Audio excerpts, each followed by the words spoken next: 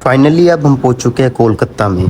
कोलकाता में इतनी बड़ी बड़ी बिल्डिंग देखने को मिलेगी पता नहीं था, और ये ऐसी पुरानी रिक्शाएं भी मिलेगी। गाइस मेरे डैड और सभी फैमिली जा रहे हैं अभी मेट्रो स्टेशन की तरफ, और मैं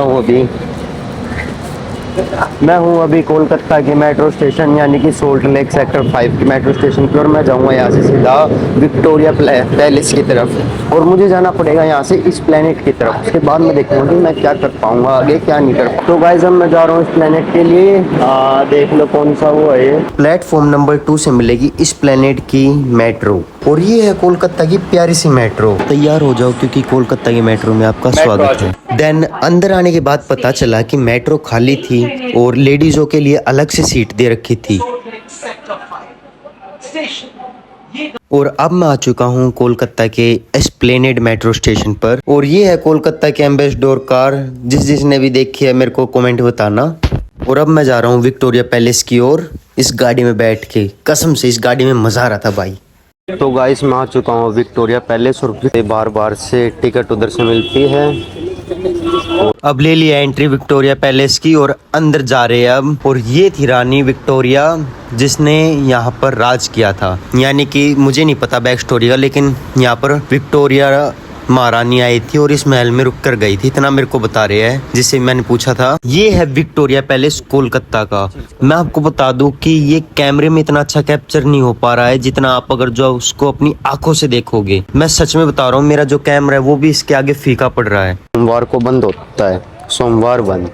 और ये है उस समय की बहुत ज्यादा पुरानी पिक्चर्स, मुझे नहीं पता ये किस चीज की पिक्चर्स थी। और यहाँ पर रखे थे बहुत सारे पुराने वेपन्स, और मैं तो इस बात से हैरान था कि कोलकाता में इतने ज्यादा पुराने हथियार रखे पाएंगे।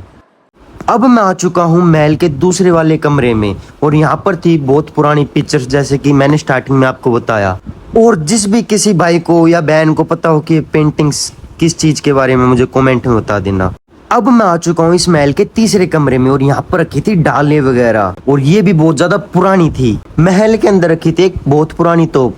मैं सोच रहा था कि उड़ा देता हूँ सभी को। ये है चार्ल्स विल्किंस। मेरे को नहीं पता भाई ये कौन था, लेकिन इसके बारे में पता है ये है क्लिव, जिसने भारत में सबसे पहला युद्ध करा था। मेरे को यही सुनने में आता है कि इसने पहला युद्ध करवाया था हमारे भारत में। और ये है बहुत पुरानी तलवारें, और एक डाल रखी हुई है, और इस 20 यहाँ पर भी अपनी मनमानी कर रहा था भाई, मेरे को डर लग रहा था। फिर मुझे दिखती है अंग्रेजों की बहुत ज्यादा पुरानी बंदूकें भाई, देख लो कितनी पुरानी बंदूकें है भाई ये।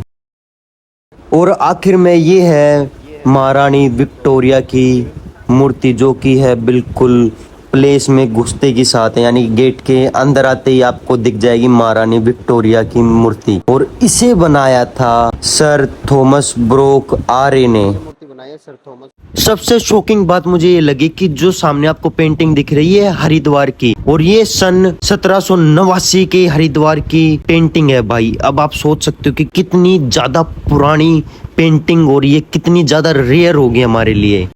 गाइस मैंने सोचा था कि ये विक्टोरिया पैलेस ज़्यादा बड़ा होगा, लेकिन कई जगह ये इसकी नो एंट्री दिखा रखी है, और नाइट व्लॉगिंग के लिए मुझको टाइम दे रही है। लेकिन हाँ, बस ये जितना था बहुत था।